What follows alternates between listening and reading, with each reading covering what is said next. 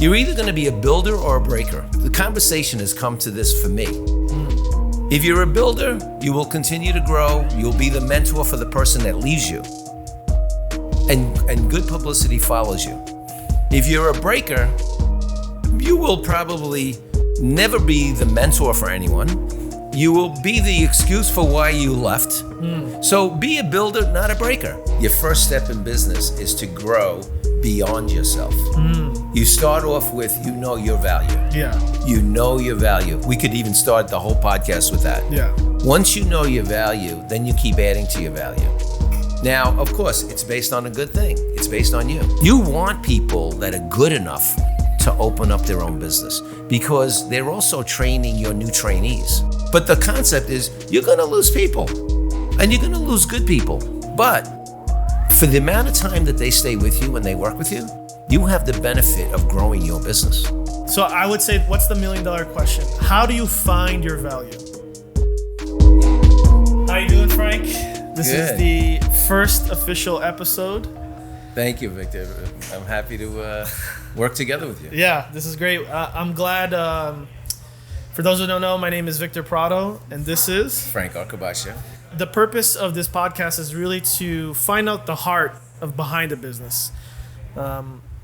Especially in New York City, you can kind of walk up and down the street. You see all the businesses you kind of always see.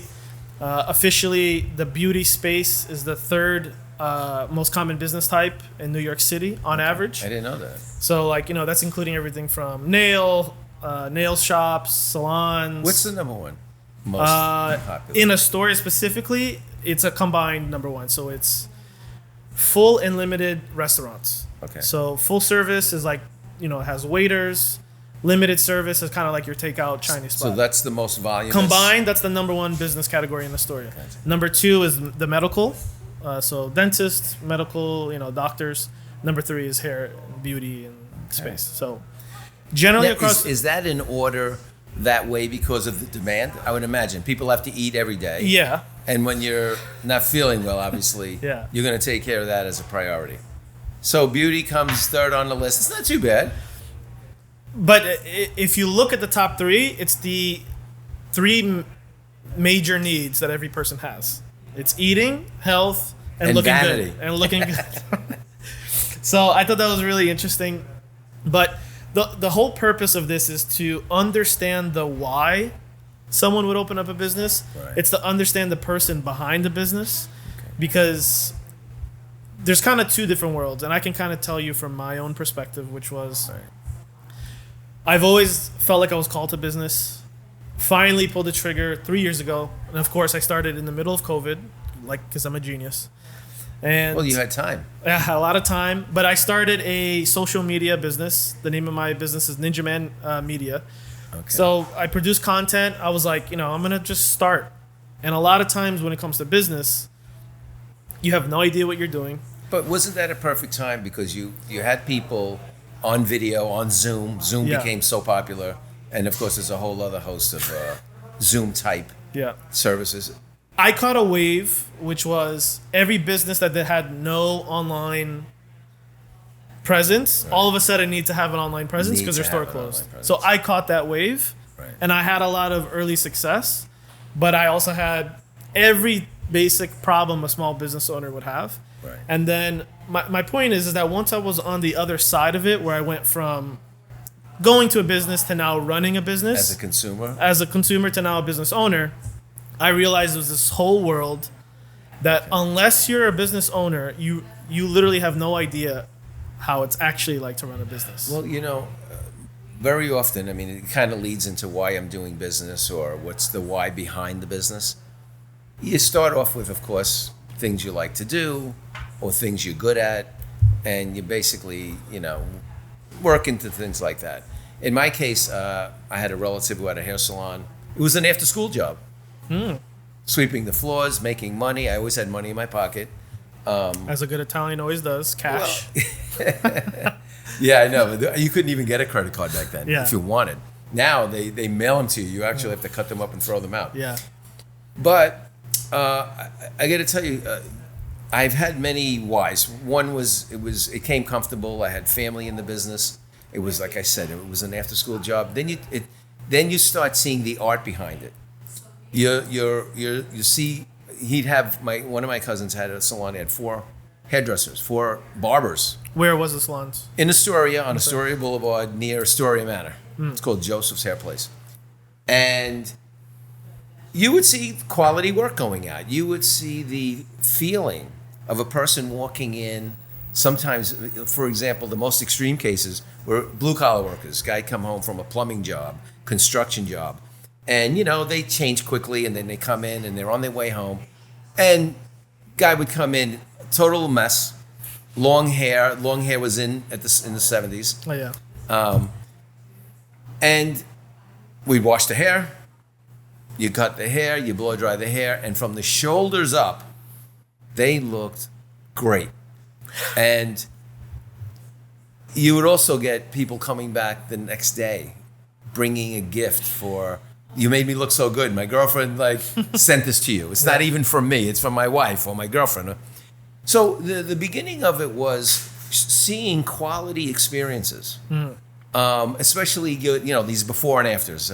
At the time, I just looked at them and was like, oh my God, from a mess to looking their best. Mm-hmm. So those were the beginning stages. And there are different things in your career that then propel you and maybe give you that why are you in it? What's the purpose as you go along?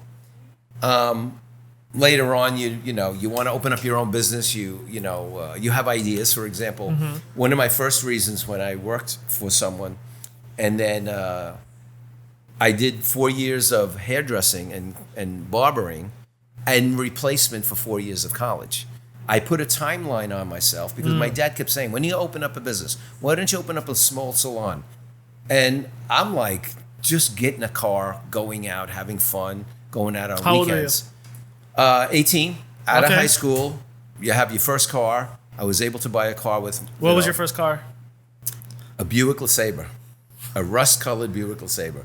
Another cousin of mine had a gas station, took care of this car. Guy was moving up to better cars. That's a great first said, car. Listen, I said, I don't want, that's a 4-door. He says, look, get this used car for your first car, and then you'll move on to bigger and better things. And later on, I had the Monte Carlo. I had the Cougar, but the Monte Carlo was the fun car of the day. Yeah.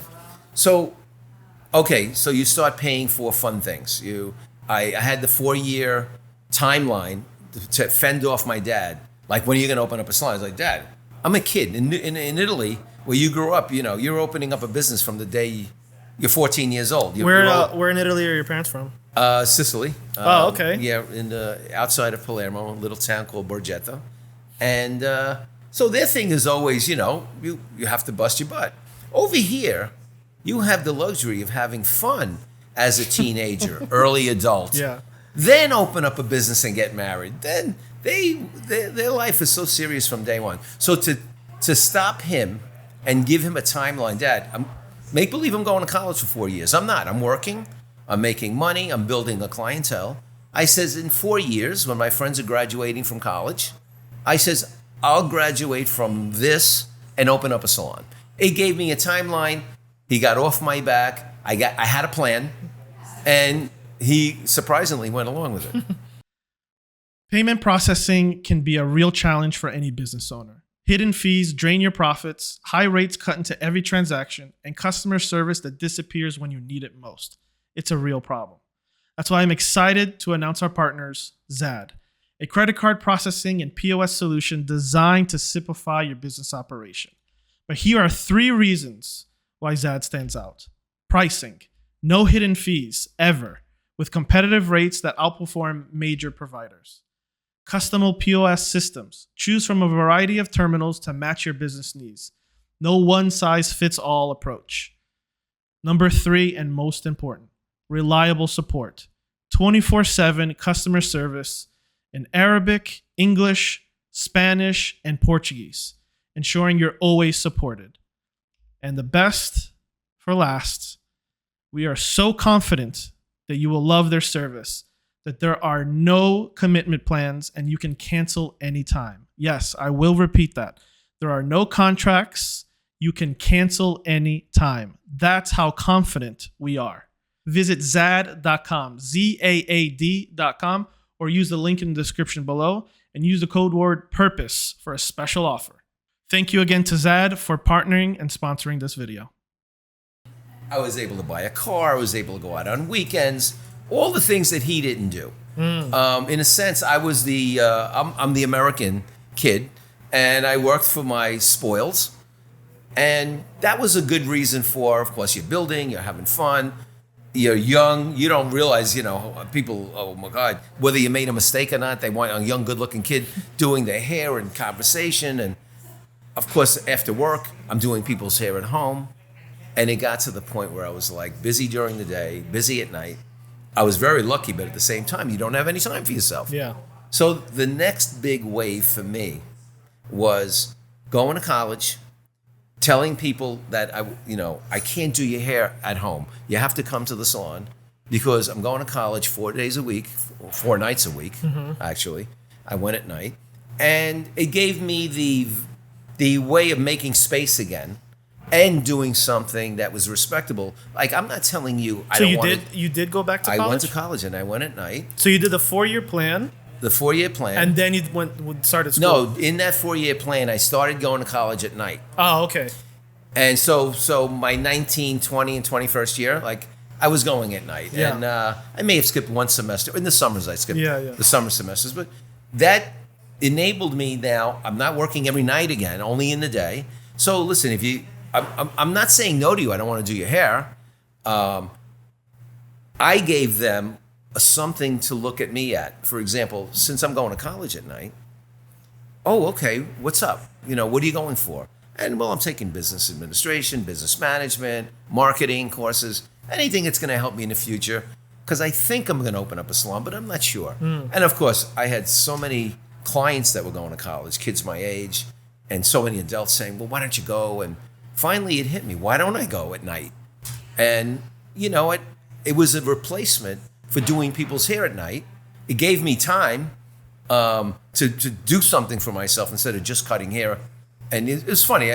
I'm grateful that I had people wanting me to do their hair, but you're not moving forward if you're just busy making money. You have to balance it. You're giving yourself a job, and that was the first lesson that I learned when I started my virtual business. So it's not a traditional brick and mortar.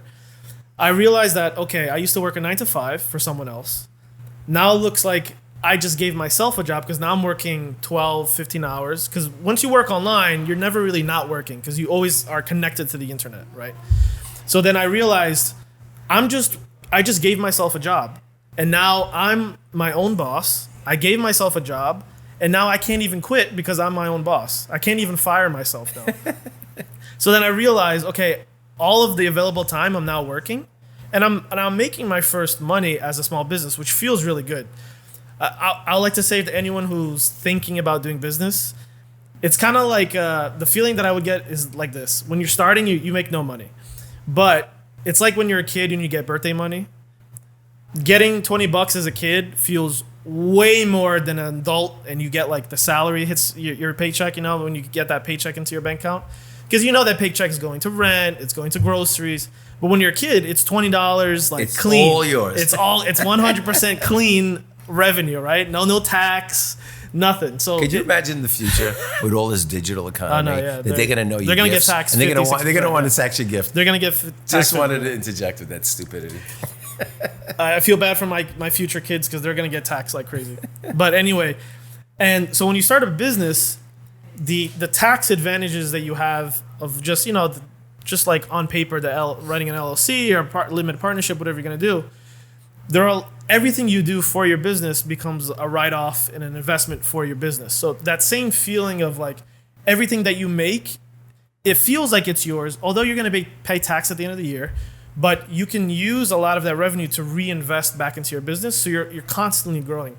And so to continue on your point where I felt like I had a job because now I'm doing everything myself, 10, 15 hours a day. Right. I'm designing, I'm planning, I'm posting, I'm managing social media, right? Like Instagram profiles and this and that.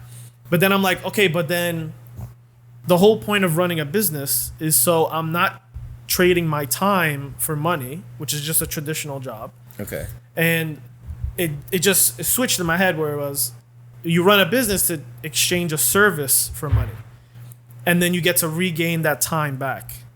Okay. And then at what point did you realize that? Maybe six. When I was realizing, I would wake up before the sun was up, and then I was still working. The sun went down, and then something's got to change. Here. Something's got to change. Where I was like, okay, the first month, and now, in the beginning you got to grind. I think in the beginning you have to do that. Right. But at some point where it's like, okay, well, practical example, I was charging like $150 a month to create content for the social media, like Instagram profile. Right. I think I was doing 3 posts a week. So basically 12 posts a month. I was charging $150, super cheap. Right. But I was like, I just want to get some clients. I just want to understand. And they were totally relying on you. Totally relying on me to post, create content, everything. I just kind of had that first meeting with them saying, okay, what direction you want to go in? What are you trying to post? Okay, I get the idea, and then you start doing it. But then I was like, okay, well, I have a lot of contacts in Brazil. In Brazil, they're super talented people. That's the advantage of running an online business. I'm assuming you got to the same place. Yeah. When you open up your own salon, which was, I got to hire people. And so I figured, okay, if I have $150 a month per client, I can take $50, outsource the design work. Right. And so someone would design the 12 posts for me. To enlarge your plans. So now I'm starting to understand where I'm like, oh man, I'm even though I'm not keeping that 150 to myself. Well, you see, what you just said, that I'm going to interject. Yeah. Your first step in business is to grow beyond yourself. You start off with, your value. Yeah. You know your value. We could even start the whole podcast with that. Yeah. Once you know your value, then you keep adding to your value. Now, of course, it's based on a good thing. It's based on you. So I would say, what's the $1 million question? How do you find your value? You experiment. You go out there, you experiment. People give you get satisfaction. Whether it's a compliment for you providing a service, whether you see an opportunity, like, whoa, that's interesting, let me do that. Because, like, for example, how many waiters and waitresses may at some point open up a restaurant? Yeah. Or even a client open up a restaurant because they love the place they're in, whether it's a restaurant, a salon, a laundromat, doesn't matter. And then you do it. So doing and getting the satisfaction, which comes in different ways, like in the hair business, for example, when I told you, what really inspired me was beautiful work, people being happy. So when you can inspire someone just to put a smile on their face when they look like crap when they walked in, well, and then I'd see, there's four examples. There were 4 chairs. I'd see 4 different ways of people arriving to the same thing. Guys cut hair differently. There was one guy, he was the least talented of the 4. He was good, but if I had to peg it, he was the 4th number in talent. But his conversations was so fun with the clients that they got satisfaction out of it. He gave a nice haircut, decent haircut. Yeah. Where, some of the other hairdressers were quiet, did great work, and they didn't entertain their clients at all. They weren't relatable. They didn't connect. They were not relatable, which is okay. So some clients are quiet. They don't want that. Yeah. But the ones that do, some of them need your personality, and some of them need your talent. Some of them need both. But anyway, that's in my industry. Satisfaction. That kind of gives you your value, your worth. A little at the beginning, and then you start understanding what, let's say, the level is, the level of expertise. Then now there's a competitiveness. Who's better than others? Yeah. So then those are sort of things that elevate your game. But you can't get to that until you get a little satisfaction first. I've actually struggled with purpose my entire life. My entire life, I always just wanted to know, what was I born to do? What was I called to do? That's actually what inspired me to create this podcast, the Purpose Podcast. It's a journey to find purpose through meaningful work, entrepreneurship, and just everyday life. I truly believe that the process will reveal the purpose, but I also think the quickest way to finding your purpose is actually serving a community of people. Now, that community could be anything. It could be online, in person, charity work, whatever the case may be. But I found from my experience, people will usually tell you what you're good at and probably what you're bad at. Generally speaking, when you're surrounded by a community of people, they can say, hey, I just really see you're talented in this. I see you're really good with this thing or whatever. Either way, my point is that the community can form you, can push you into the right direction. That's why I'm excited to share here that I've actually created my own community for this exact purpose. It's called the Purpose Podcast Community. Super clever name. It's hosted on School, but it's actually a free community to join where I want every single person who desires to learn their purpose to join this community. It's 100% free for now to join this community where you can be surrounded by like-minded people who love business, who are also in search of their purpose, where you can be in a community to do that exact thing that I had just mentioned before, to form and push you into the right direction. Say, hey man, I see you're really talented with arts. I see you're really good with numbers or whatever the case may be. You can surround yourself with the right people to push you in the right direction. Feel free to join my community. The link is in the description below, and I hope to see you there. I would say for me personally, before I started anything, I do a lot of research. I live and die on YouTube. I'm on YouTube all day, every day. Okay. And sometimes having access to that information has personally stopped me from just starting and experimenting, because you can kind of experiment through someone else's experience and say, okay, they started here. And then by the time they hit here, it seems like it didn't work out. Right. So it's almost like you can go through the trial and error process through someone else's experience. I think there's real wisdom in that, to say, hey, I have this awesome idea, right? First, see if someone... One thing I realize is when someone has a breakthrough genius idea that they think no one in the world has thought of, 10 people have already thought of it. Right. There's already an established business who's probably already doing it, and there's probably like a patent that's copyrighted it already. Most of the time. But that being said, I think in the information age, I guess my point would be sometimes having access to all this information paralyzes the person. And this is my personal example. So you keep wanting to be more prepared? So it's almost as if every single day I will go through an entire business lifetime. Wow. Seeing the end result and be like, all right, I don't want to do this. And then the next day starting with the new business idea. Okay. In my head, on YouTube, I've probably gone through like 5,000. I was going to ask you that. So you've been through hundreds and maybe thousands.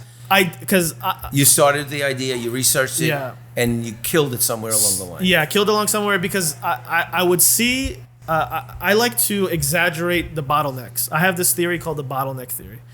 So I think like this. Okay, we all start at the bottom of the bottle, but at some point, everything has a bottleneck where everything is going to compress into a single place. Okay.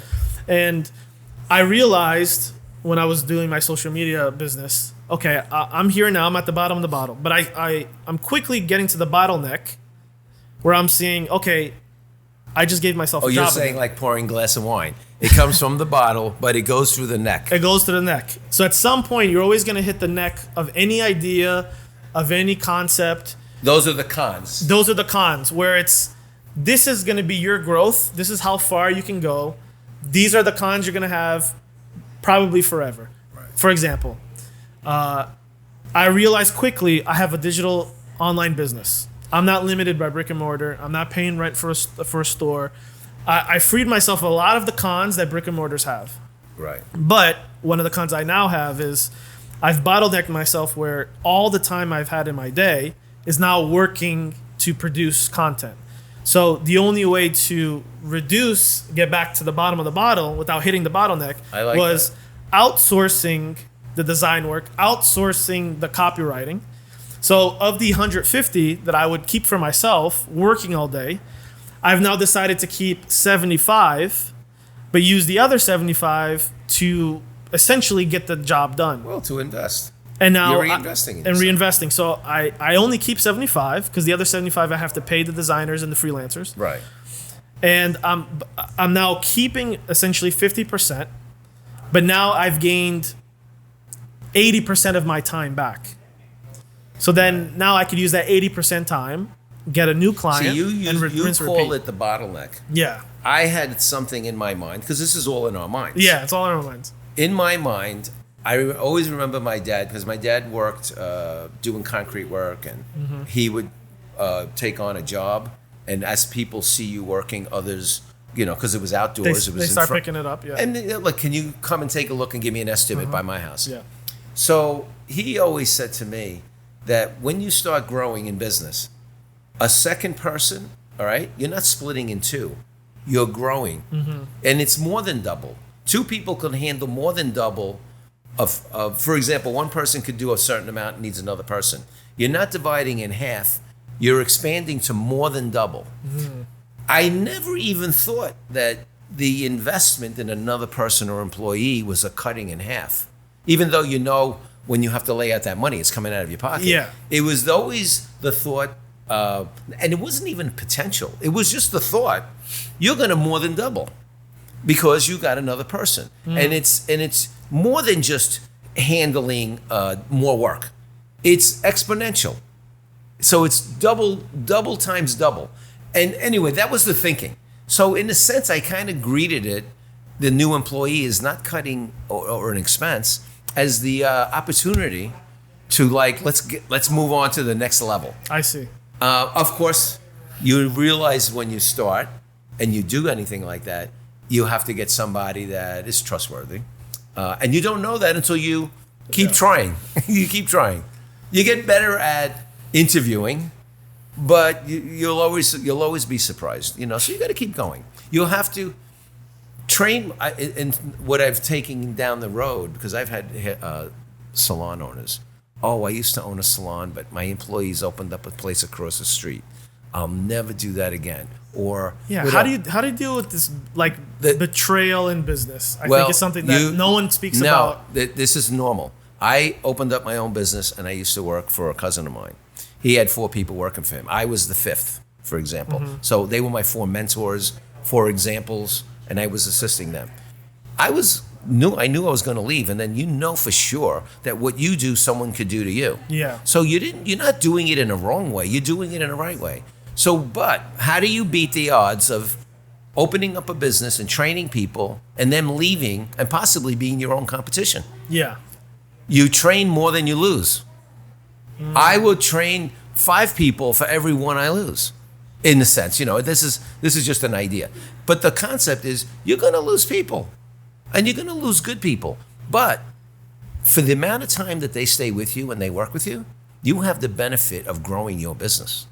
I see. So even if you want people that are good enough to open up their own business, because they're also training your new trainees. I see. When they leave, they have to start the process on their own, but you've taken advantage of the fact that they are helping you in your business. Now, it's a positive outlook to think of it that way, but it's a true outlook. If me and you work together and you said, Frank, I'm going to open up my own business, but I have 3 or 4 people that are assisting us. They have the benefit of being trained by me and you. When you leave, you might take one with you. You might take no one with you because I'm going to treat them good. Yeah. And they're going to stay. Now I have people to replace you more than you being left, gone. I see. I have others that are there. So you always have to have assistants. You always have to have trainees. If there's anything I've learned is you have to have the next person ready.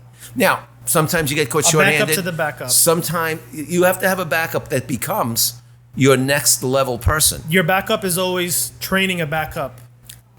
And there's constantly, because if you run a tight ship, what happens when someone leaves? You've not only lost someone, you've lost a training program. Yeah. So in many ways, you have to think expansive. You always have to have extra people because you're going to lose a few. I know that as a fact. So I used myself as an example. And then by training others more than you're going to lose, you're going to actually continue to grow. All right. So tell me about your business specifically here. And if you can see us right now, you can see that we're literally in Frank's salon. We originally had this plan to film in my home studio, but I thought it'd be more dynamic. No, let's go here. Let's show people what it's like. I want to meet Frank where he's at. because I literally caught him in between appointments to show that his hands are in the mix. Right. He's not, he's not in a condo in Boca just collecting rent money or whatever it is. Right. You're here to run your business from the front lines. Well, everybody thinks that, listen, I think you have to be hands-on. Yeah. It's my philosophy. It's my way of doing business. I remember reading a book a few years ago, The 4-Hour Workweek. This guy. Everyone keeps talking about that book. I got to read it. But he delegated everything, managed everything, but only said he worked 4 hours. Baloney. He was managing. He worked 4 hours, but managed for the rest of the day. I see. All the delegated things. He just doesn't call it work. But that's cool. He loves it. He put a great title to a book. It's like The Devil Wears Prado. Everybody wanted to see it. Great title. So the 4-hour work week, maybe only 4 hours are considered work for him. But the rest of the day is managing everything he delegated, which he doesn't consider work. And that's great. But to somebody else, that's work. So for example, in May, I hurt my shoulder. I needed surgery. I had a torn rotator cuff. Well, the first week, someone I had interviewed a few weeks earlier, I called them. You want to start? Yes. So I started hiring people that I had been interviewing at a faster pace. My absence, my clients ended up sitting in quite a few of the people's chairs. So in a way, I went into a management role, but it's not like I stopped working. I was at home. I was sitting out, enjoying the sun in my yard, having more fun, calling in more often, watching and letting my salon receptionists manage, letting my hairdressers manage. So in a sense, I was watching it. I was on the camera. Yeah. We had cameras in the salon, Security. for security. Yeah. But I was watching management. I'd call up, and I was trying not to be a micromanager, which I wasn't, because I also was enjoying my time off. I got to admit that. It was fun. But there are new roles, but there are always roles. Don't think you're going to have it and then walk away. The only thing is, the only way that ever happens in your life, if you buy stock, you obviously... Yeah, unless you're getting dividends or something like that. Yeah, but you don't own anything in that company. You own the stock. You could put $1 million in. You could put a couple of $100 in. And management, employees, that company runs on its own and doesn't even know. You're a number. Yeah. That's the only time you're not hands-on. Otherwise, you're going to call up, or someone's going to call you. Frank, we have this situation. What do we do? Should we order more? Should we order less? Do we do a promotion? Do we not do a promotion? So you're going to be engaged in one way or another. Just be engaged in the way you want. Yeah. And in my case, I was forced to not come in every day and be a visual presence, but I was a presence in other ways. I was able to call up staff at night. I was able to find out, other things, You change managed the schedules. big picture. Yeah, I managed a much bigger picture. I was able to actually then I had more time to visit other places. And with your telephone these days, with your cell phone, forget it. You can be anywhere. Yeah. You can talk to people around the world, and there's no excuse. This is the greatest time ever to own a business. There's absolutely no excuse. I use an example, if I may. There's a caste system, for example, in India. Mm-hmm. You're born, especially males. Yeah. You're born into a level that you can't get out of. There's a whole story behind it, but it's the way they live. Yeah. The minute you have a cell phone and you open up an Amazon account, Alibaba account, you buy things, you sell things. Drop ship, yeah. You drop ship. You start learning things you didn't even know were available to you. Guess what you are? You're the center of your own world, regardless of what label anyone puts on you. So I use that as a modern example, and an example right now that, if the government doesn't get in people's way, which I know China, for example, actually, they've loosened up. Yeah. But India now has got Amazon in there. China is a little more restrictive with their government. On the other hand, you have a cell phone, you have no excuse not to have your own business. Yeah. Even if you don't even like that kind of business, but you're doing it for your family, another motivation. Try to make money so you can come out of poverty because you want a bigger home, or you want a home, period. You don't have one. But you do get a cell phone. People seem to find a way of getting things they need. Yeah. Right? They seem to get, in the past, before there was technology, you know what the technology was? Your face, your hair. You had a good haircut, you were a good looking person. I was very valuable. Now, the cell phone has has given more people opportunities because it's just opened up a whole world. And I view, Amazon is the greatest example. Yeah. Anyway, I just wanted to put that out there. I would say what I'm taking away from your perspective of business is it's essentially where your motivation meets where your satisfaction ends. Yeah. Or begins, I should say. So it's a combination of motivation and satisfaction. Yeah. On that thin line, that's where your business. Well, your satisfaction is melded into motivation. What's going to make you happy? If it's money today, next week it's, attracting that girl, or another week, your motivations change, your satisfactions change. But there are certain key things. You need to make a living. Yeah. So those are the areas. And then if you can combine it with things that you're good at, or, oh my God, I want to make enough money so I can take that girl out. Or, in this world, it's a lot more things than that. Yeah. So I want to buy that car. I want to live in that house. I want to move out of this neighborhood. I want to impress someone. There is no limit to the amount of reasons why people do things. And everyone seems to have a slightly different combination. We try to categorize, but yeah, satisfaction. I mean, listen, there are people that... I think it's the way that when you gain, like for me personally, I like being in control of my time. Right. I would say that is my biggest motivation. I think having all the money in the world is great. Who doesn't want to be comfortable? Who doesn't want to save for retirement, pay for kids' college and stuff? All that, I think once you become like a responsible adult, I think those aren't really like I dream and want of these things. Those should be realistic goals that everyone should do at some point. Right. But for me, I like to be in control of my own time. That's why I used to work for big corporate America in the finance technology in Midtown. Getting 5 a.m. trains, getting back at 6, 7 p.m. Right. I used to live out on Long Island, so I would take the Long Island Railroad every single day, 12-hour, 13-hour work days. And now when I started my business, I'm making, a fraction, a tenth of what my awesome salary plus benefits, the whole golden handcuffs package. So you're starting all over again. But, I'm starting from level 0 again. Right. But I felt way more satisfied making nothing because I was in control for the first time in my life. And I think this could be an immigrant thing. Right. I'm first generation American Brazilian. Okay. I was born here in Queens, New York City. But both my parents immigrated from Brazil. My dad's from São Paulo. My mom's from Rio. Wow. And so when you come up in a immigrant household, you have that immigrant work ethic, which is live and die, bleed for your job, for work, to provide for your family. There's no complaining. Right. You're not depressed. You're not tired, right? You just take a hot shower, eat a nice meal, because tomorrow's a new day, right? That's basically how it is in an immigrant household. And that was really instilled in me. And so even though I always felt called to business, I always had that gotta live and die by your job mentality. And until that was broken in me... It's part of your identity. It's part of my identity. Yeah. Until that was broken over me, I was actually let go from my corporate America job, even though I gave everything for it, right? So you almost feel like this betrayal, this backstabbing. Like, man, I did everything for this. I did it because,